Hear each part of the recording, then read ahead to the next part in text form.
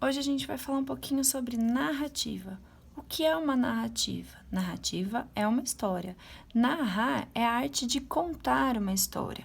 Então, quando a gente conta uma história, a gente tem que prestar atenção nesses elementos dessa história. O que a gente tem dentro dessa história? A gente tem o pente. O que é o pente? Personagem, o espaço, o narrador, o tempo e o enredo.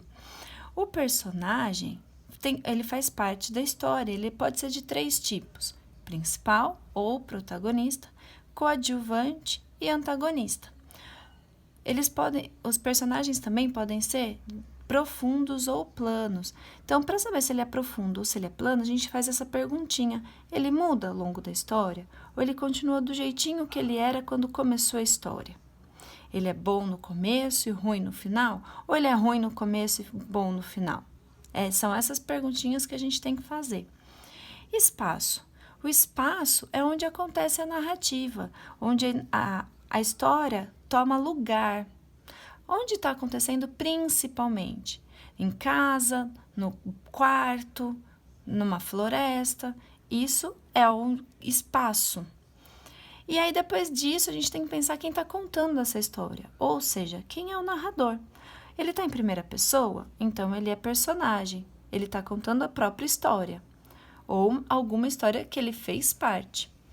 Ou ele está em terceira pessoa, observando tudo de longe. Quando ele observa tudo de longe, ele sabe o que está acontecendo, mas ele não tem os maiores detalhes.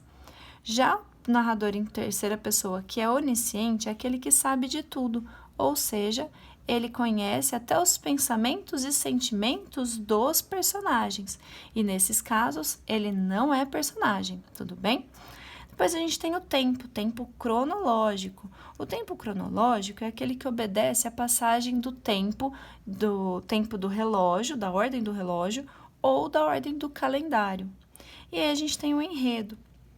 O enredo é o esqueletinho da nossa história.